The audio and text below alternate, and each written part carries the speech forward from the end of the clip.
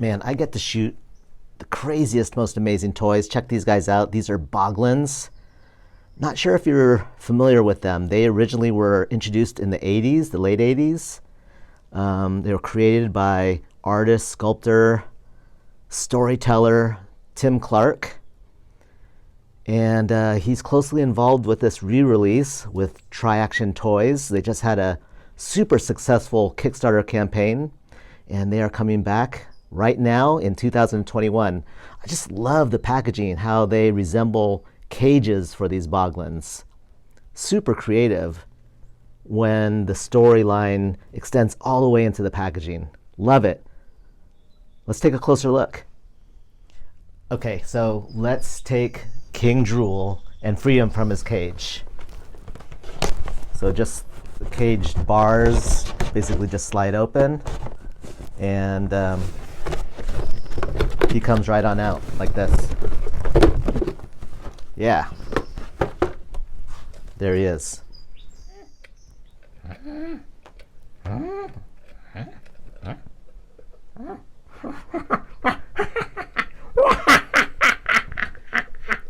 Okay, so this is King Drool. As you saw, he has really, really intricate and amazing eye control and movement. Look at that. So rad.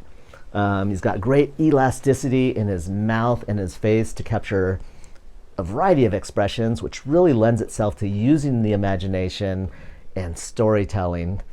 Check out the elasticity of his arms and his tail. Just anywhere, really. I mean, just super elastic. Great quality, great workmanship. And yeah, so it's King Drool as well as the other kings here. Check them out if you have a chance. You can get more information at www.theboglins.com. And if you want to learn more about the manufacturer, you go to www.triactiontoys.com. Let's get into the behind the scenes. I really had a good time creating this image for the Boglins, and created an actual bog in my backyard, which you can check out how I did that. It was a great learning experience, and I had a lot of fun, so I hope you enjoy it. Thanks a lot. Okay, welcome to my backyard. Just up ahead here, you can see a dead patch of grass, which has actually formed a shallow depression in the soil. It's actually the perfect depth for this bog because it allows the Boglins to kind of sit submerged partially in the water.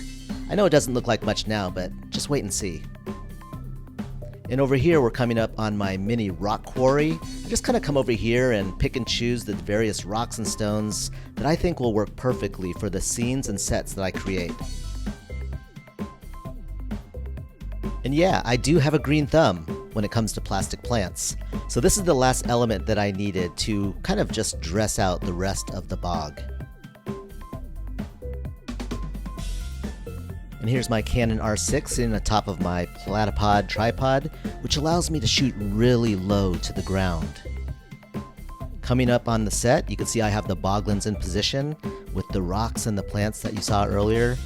Really happy with how it turned out, and I just need to basically add water.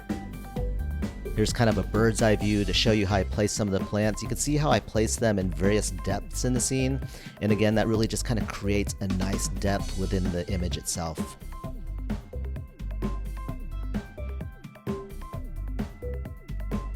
The next step was creating a misty atmosphere for the bog, and for that I used atmosphere aerosol.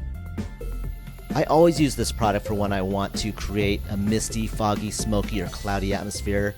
And you can see in my left hand, I'm firing off the camera using a remote shutter release. And now, just add water.